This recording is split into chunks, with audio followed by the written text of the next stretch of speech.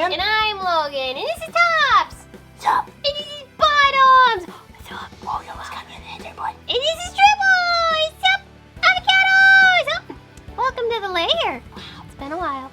And we're cards. Hi, team. Happy Friday, my fabulous fiends. I hope you're ready for a sick lair deck profile with 0 Dragoon. Wow, affordability. Can you smell it? I don't know. I don't think this deck's budget anyway. It's officially that time of the year. We are updating one of our favorite decks. The very first deck that we uploaded on the channel, the very first deck that got us into the game, the very first structure deck we had, yada, yada, yada. This is probably one of our favorite decks of all time. Lair of Darkness is an awesome deck because it has a mechanic that no other deck has. It's a really cool deck. It functions around a field spell. It allows you to tribute your opponent's monsters, and there's just so many synergistic cards that you can play in and of this deck. As Logan said, the last build we put up did have the Dragoon package in it, but in this current metagame, everyone is able to out Dragoon literally the next turn. We figured we would just stick more towards a pure layer build that actually has way more interaction on your opponent's turn, as opposed to like trying to put up one big boss monster that your opponent can just get rid of. Like every deck is doing Dragoon Turbo right now, so we're trying to be against the grain, you know, and do just a nice, good old, wholesome, pure Lair of Darkness, Depths of Hell build. I will say the more I play this deck without Dragoon, I honestly do think this is the route. This is way more competitive. It has a higher ceiling, and the more that you play this, I do feel like the better the deck gets. I do think it's a little more versatile because you don't have to run as many bricks, and obviously you're just playing things that focus on the engine. So before we get into this deck, if you guys are not already a subscriber, feel free to go down and hit that subscribe button, throw this video a like, and comment your favorite card that tributes. We also have an Instagram, it's @CrushCardsYGO. Feel free to come give us a follow if you want to interact with us a little bit more. And then we also have a super wholesome Discord community. It's absolutely boss. We do remote duel tourneys today, in fact, on stream. So if you want to go register, you can right now. Just hop into the Discord, go to tourney announcements, and it's there. And then last but not least, if you want to further support the channel, we have a Patreon. It is officially the last day of the month, which means A, the bloopers are going up, B, the side deck for this deck will be going up on there, and then C,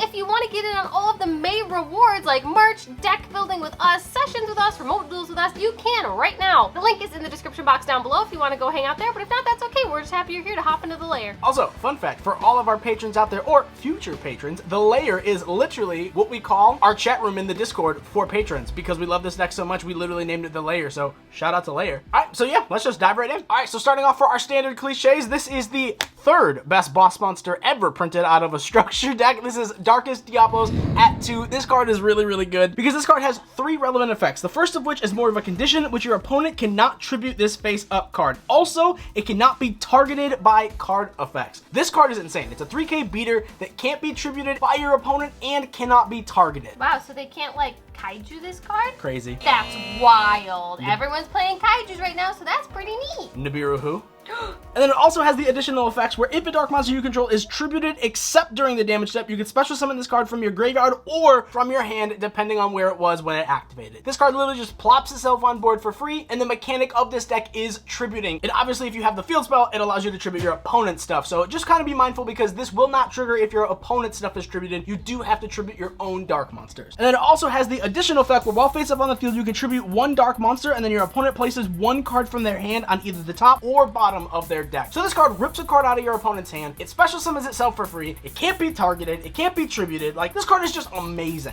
I do feel like he's very underrated as a boss monster. Obviously he's a little niche, but I mean he is a dragon, he is big, and he is a dark monster. So like, he's good in some decks, but he's best in this one. Yeah, shout out to Thunder. We miss old Thunder. I know. Second best boss monster. I miss Thunder. you, Colossus. And then the next card in this deck, obviously, is 3 copies of Arima. I feel like this is honestly just super duper standard. Arima has the ability, you can discard this card to add Lair of Darkness from your deck to your hand. It's like a discard terraforming. Also, you can tribute 1 dark monster and then draw 1 card, or if you tributed a dark monster other than this card to activate this effect, you can add Diablos. You basically just add Diablos. It has a bunch of text that says like attack and defense stats, just add Diablos. That's all this card says. So this is your main searcher of the deck. It can search your boss monster, it can search your field spell, or if you're already up and rolling, it can just draw you a card. He's such a crazy card. He literally just says like search anything. It's like you want a field spell, you got it. You want your boss monster, you got it. Or you just want to draw a card, go for it. What a strong boy. What a strong puppy. He's a wicked warden. You get back there. What a guy.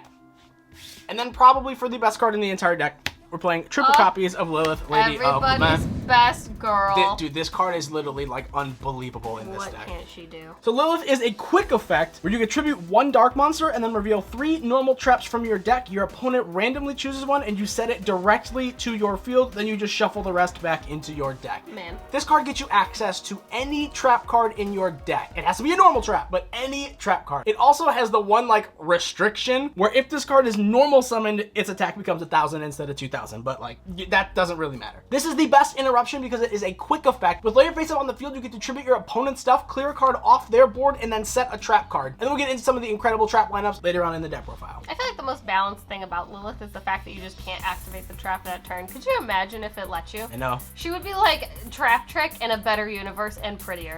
This is like Trap Trick 2.0, but like 2.0.1. She's great. She's perfect. We love her. Wow. And then moving on, we are playing a double copy of Malice, Lady of Lament. This is a card. Second best girl. Low-key, this card is super underrated. I know a lot of Lair people hate this card and think this card is terrible. They're like, why would I play Malice? I honestly feel like that is super incorrect. This card at least is a 1 of, if not a 2 of. This card is insane in the deck because quick effect, you can tribute 2 monsters, then target 1 normal trap that is banished or in your graveyard, set that target but place it on the bottom of the deck once it leaves the field. This allows you to loop every single one of your trap cards. You banish it off a trap trick, you can just reset it and then add it back to your deck. You're getting low on some of your copies in your graveyard because this is a grindy deck. That's fine. Reset it and put it back in your deck once it leaves the field. Plus, you get to tribute your opponent's monster and itself just to do so. Like, this card's nuts, honestly. Like, I swear by this card. I know that it sounds crazy at 2. This is the right ratio, 1000%. We're playing some cards in this deck that do indeed benefit off of some recycling, especially for you as a player in a grind game. So once we get there, you'll be thanking us. Also, shout out to Konami for giving us the ultra rare for the Eternity Code sneak peek. Love y'all. Wow, she was probably one of the best promos that's like ever. This was my favorite card. She's so good. Hands down my favorite card. What a gift. And then for the last dark monster, we're playing the 1 copy of our Scar Mail Branch of the Burning Abyss. Hot gold rare. Hot gold Yeah, rare. good old foil we got over Man, here. this deck is just a bunch of level 3s, ain't it? It's crazy. We are not playing Tour Guide. However, Scarm, if you normal summon it and then just link it off with Almirage, or if you just normal summon it and you already have another monster on the field, it kind of just puts itself into the graveyard, and then at the end phase, you can search Lilith or Malice. It's just a really good recursion card. You can Foolish Burial this card, you can discard this card off any of your card effects, and then get the effect at the end phase. It's so good just to search you any normal summon for a follow-up. And then moving off to our light targets. We have officially switched over to our artifact build. I do think in testing, this is the most competitive version of the deck because every single turn, if you play the deck correctly, you can lock your opponent out of summoning from the extra deck. And if you play the deck correctly, you will have Lilith, Lair, and or Malice to continually just get rid of your opponent's only summon that they get. It's like, it's super, super annoying and it's so fun to play. Remember that whole recycling and go green thing we were talking about? That was a part of it. And like for what it's worth, it's just a 2200 beater. Like it just helps you put game on board sometimes. Yeah! And to try to make this deck as playable as possible, you do need a lot of your plays to resolve. So the last monsters we are playing in the deck are the Gamma package. I believe the word you were looking for was viable. Viable, sure, that's the one. Viable, the viable Gamma package. What's good to know about all of these cards is that Arima discards from your hand to the graveyard. Lilith tributes for cost. Malice tributes for cost. If you like Foolish Burial, Scarm is in your graveyard. So all of these cards, if you are starting off the turn, allow you to have 0 cards on field when they would actually activate. So this allows you to ensure that if your opponent does hand trap any of them at any point, they will most likely go through because Gamma will just negate it. Put 2 free bodies on the board, get you access to like an Omega if you want it, and then just going second, it's just a really powerful card that can end turns. And the best part about it is you get to open driver every single hand you ever play. So Yep. It's honestly just the best. I will say, I do think that you can play any other hand trap if you want. Driver is the 41st card in this deck. We are huge advocates for 41. However, this makes the most sense in the deck because all of your cards will be in graveyard when they actually go to resolve. So you typically do have nothing on field. So Gamma is live way more than in any other deck. Yeah, I mean, this just has the most synergy, I feel like, and Gamma is just an extremely exceptional card. So, like, why not? And then for the heart and soul of the deck, we are playing not 1, not 2, not 3, but 4 copies of Lair of Darkness. Man, I remember when Terraforming was at 3. Those I were know. wild times. Technically, we're playing 5 because we're playing Metaverse, but, you know, we'll get there. Lair of Darkness says that all face-up monsters on the field become Dark Attribute, and then once per turn, if you attribute a monster you control to activate a card effect, you contribute 1 other Dark monster that your opponent controls, even though you don't control it. Wow. So with Lair face up on the field, if you have like a Lilith on board or you have a Malice on board, you can activate their effects to recycle or get access to your trap cards by tributing your opponent's monsters off the field. Good to note that even if they attempt to negate those cards, all of the tributing is an activation cost. So they still tribute the monster for cost, which is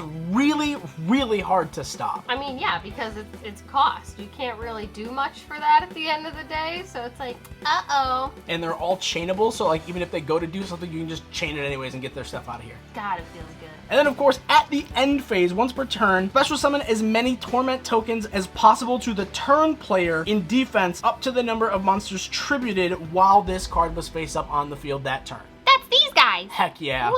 Fun sleeves. Shout out to Imperium for the nice little Shatterfoil. Shout out to Imperium Duelist for the cool deck box, too. Make sure you're at Imperium Duelist with the code Crush Cards 10, getting all your cool stuff. Thanks, Sports Channel. Love you. So I know that might be a little confusing as far as ruling goes, but like if you tribute 4 monsters on your opponent's turn, they get 4 tokens. You tribute 1 monster on your turn, you get the token. So whomever's turn it is in which the cards are tributed, at the end phase, Lair gives that turn player tokens. It's not so bad. That was pretty well explained. Thanks, Teacher Dark Brian. You know what goes good with a bunch of dark monsters? Super Poly. This card's insane. It literally just like says make Starving Venom every other turn. This card's nuts. Yeah, this card's really good this format. I think everyone knows this. We literally did a whole video dedicated to it if you somehow missed it. But yeah, Super Poly is absolutely bonkers this format. Opponent can't respond to it. They literally cannot stop it. Whole deck makes things dark. Starving Venom's dark. This card's just insane. Like with or without Lair, this card's just nuts. But with Lair, this card is absolutely unbelievable. This might be next to Zombie World or maybe even above Zombie World, the best deck to play Super Poly. And then speaking of extra deck, we are on triple copies of Pot of Extravagance. These are just consistency cards along with my favorite card art in the entire world, the 1 copy of our Lost Art Foolish Burial. I would play this card at 3 if you could, but you unfortunately can't. Well, Konami says you can't, so that sucks. I know we kind of mentioned this deck was sort of not budget, but like this isn't the worst, I guess. Yeah, and like realistically, you don't need your extra deck a ton in this deck. It's just a bunch of Super Poly targets or like other Link monsters that have some relevant effects, but you're really not using your extra deck all too often in this deck, especially because we cut the Dragoon package, and then Foolish can just send your Diablo so they can be live in the graveyard. You can send your Skarm for good follow-ups, or if you really want, you already have all of those engines rolling. I know it sounds really silly, but you can just send Driver so that you don't open it. I know it sounds crazy, but it literally has come up a couple times. Now moving off to the traps, the best trap card in the entire deck.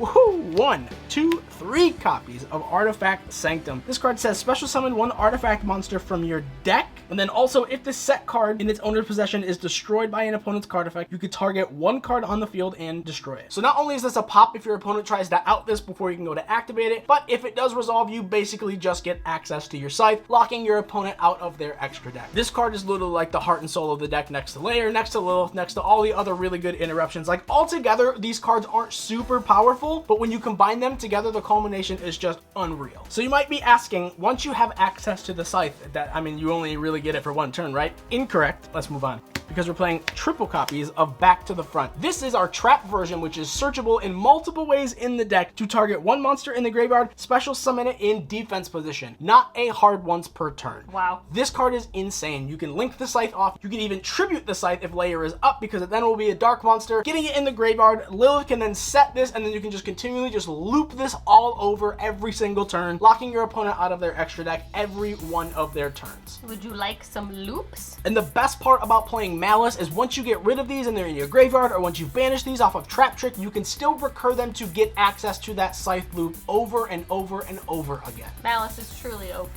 People are sleeping on my best girl. I think this card is a mandatory 3-of. And even if you don't want to go and play the scythe every single turn, this can even just help you bring Lilith back for additional interruption on your opponent's turn. And then we are playing triple copies of Dogmatica Punishment. Again, you're not really using your extra deck in this deck very much, so the whole like stipulation of you can't use your extra deck for whatever how many 10,000 turns as this card says, it doesn't matter. Nothing matters. This is a trap deck, so you do want to have a bunch of trap interruption, and this is just a free pop 2 cards on the field, because obviously this is going to pop 1, and then the Entis is going to pop another one. So like searchable, they're trap cards. You play Trap Trick, you play Lilith, you play Malice, like all these cards are just insane. Moving right along, we're playing double copies of Dino Miscus. Woo! Shout out to Hell yeah. This card is actually low-key like really good in the deck because you do have a lot of cards that like if you open them they can kind of be bricked, but Dino-Miscus can help you actually get those cards into the graveyard where they will be live. Diablos is obviously live in your hand or in the graveyard. If you open the Skarm, you can discard it. If you open the Sanctum, you can discard it and then just get access to your back to the front. And then like this just banishes any card on the field. Like this is insane. Kind of sucks that it targets. I know. It's the one weakness of this card, but it's still really strong because a lot of cards say they can't be destroyed by card effects or they can't be destroyed by battle or like things that protect from destruction, whereas Dino-Miscus just banishes it, and not a lot of things stop banishing. It also does have that little niche effect where like when it's in the graveyard and you activate a trap, it can come back out and just give you an additional body on the board. And being that this deck is 99% normal traps, that's really good because when you activate it, you can get this little guy out. And I mean, I know he's not a big deal, but he's there and he's unaffected by monster effects. And then the last two ofs, we're playing our good old buddy Trap Trick here. This just says banish a face-up trap from your deck and then set the same exact trap with the same exact name. Then you can activate it that turn. You just can't activate traps for the rest of the turn after this effect resolves, which is totally fine because you get access to one additional trap, or even at the end phase, this can just help you get some of those resources. It also banishes traps so that Malice can get them back and reset them anyway. So like this really isn't even a neg one because Malice is going to be like tributing your opponent's stuff off, tributing herself to get you a token, and then this will banish a card and you can just set that card and then set the card that you just banished with Malice. So like this card is low-key really nice. I just realized something totally wild. We're not playing Ice Dragon's Prison in this deck. Wow, so all my budget people who don't want to spend $75 on a single copy of that godforsaken card, you don't have to. The worst thing in this deck, I guess, is 3x Trap. Sick. Look at us. We haven't gotten to the extra deck yet. Well, right now it's pretty budget. Stay tuned. And then the last card in the deck, as we said,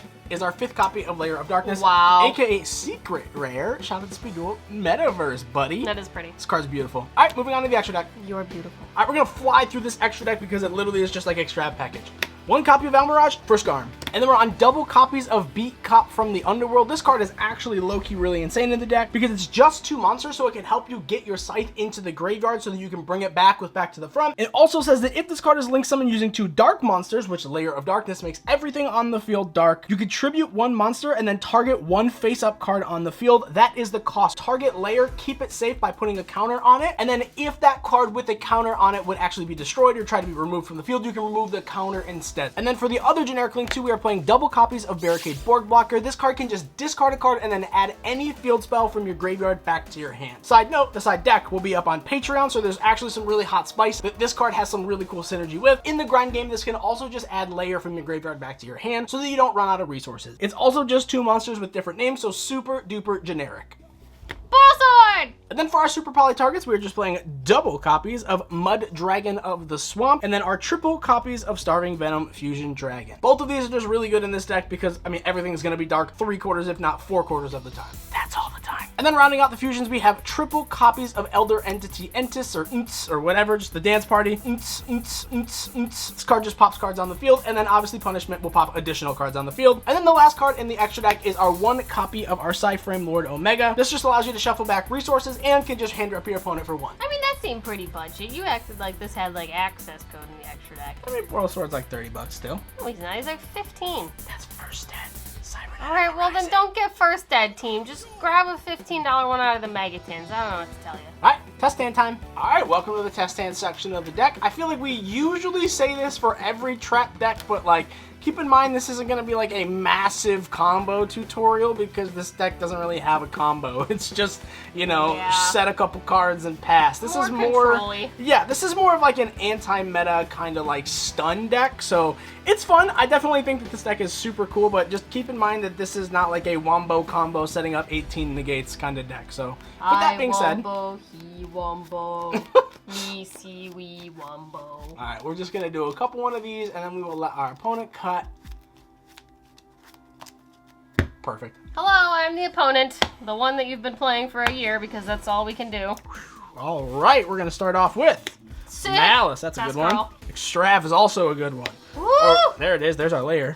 Diablos and another Arima. This doesn't look too hot, but let's see what we can get ripping off our Extrav.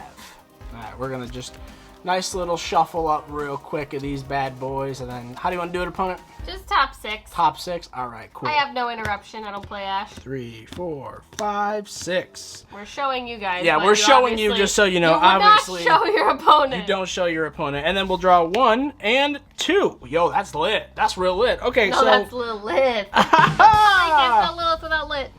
Activate Arima in hand, adding our Lair of Darkness from our deck to our hand. And now we'll activate our Lair over here. Now we can just normal summon our Lilith. She's 1,000, but that literally doesn't matter because we'll activate Lilith, tributing for cost, revealing 3 Sanctum. Fun and interactive cards.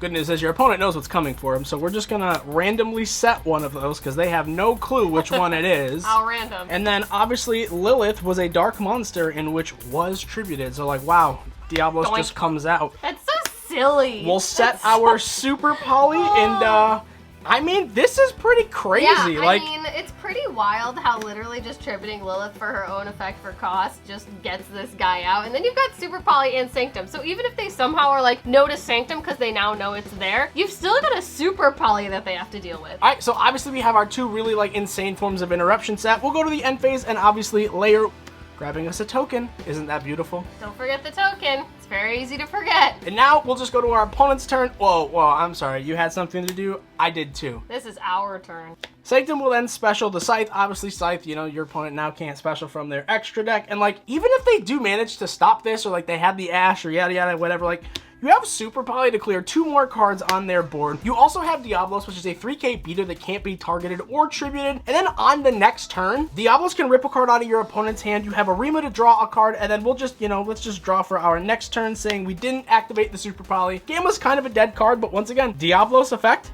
Tribute any of their cards, rip a card out of their hand. Now we can just normal summon Arima effect, tribute our own token, draw an additional card. I mean, realistically, with Sanctum in the previous turn enough, they probably weren't doing much, but even if they somehow managed to summon like 2 bodies, you have Lair and the Super Poly anyway, so like they weren't gonna have bodies on board realistically, but in a hypothetical situation they did, they're still not really gonna get anywhere. So this is just like a really, really cool snowball type deck, and like even if you did use the Super Poly, you drew into another one, so like that's pretty insane. Once again, this isn't like a huge combo deck, it is more of an anti-meta stun type deck, but this is one of our favorite decks. It's the deck that got us back into the game. It's the first deck we ever took to an event. It's the first structure deck we ever bought, and it's the first deck that ever hit the channel as a video. Feel free to go watch that back if you want to absolutely cringe for days. It'll be up here for, you know, hilarity's sake. Oh god, I'm not even in the video. How does it work? But yeah, this deck's still ridiculously strong. I think we did a really good job keeping it sorta meta viable. I'm not saying go bring this to like, you know, a remote YCS or an extravaganza, but this deck is really strong if you just want to play it for fun. Psst, Mom. Are we in the end phase? I guess so. I think you forgot something. Hang on, I'll get it for you. Oh, thanks, bud. Tingle, don't forget. It's easy to forget those. Don't forget them. They're important. Yeah. I was like, man, Scarm's not in the graveyard. Anyway. But yeah, we love this deck. This is one of our favorite decks of all time. First deck we ever put up on the channel. If you really enjoy this deck, feel free to let us know in the comments. If this is your favorite deck, also let us know. But yeah, this is one of our favorite decks ever. This is the first one we put up on the channel. We love this deck. We will continue to update this deck until the end of time, whether you guys are sick of it or not. So let us know in the comments if you love this deck. Let us know what you think of this version of the build. We tried to make it a little more budget for y'all, but just as powerful, if not more. I think this is our most powerful build yet, to be honest. Especially, This is the best one. This is easily the best one. So go tell your friends, go tell your family, share this video, like it, love it, all that fun stuff. But we love you, you matter, and we will see you guys on whatever video we upload next, whenever that is. It's a surprise. Wow. Bye. Have a great day, guys. Bye. 3. Look great in the dark.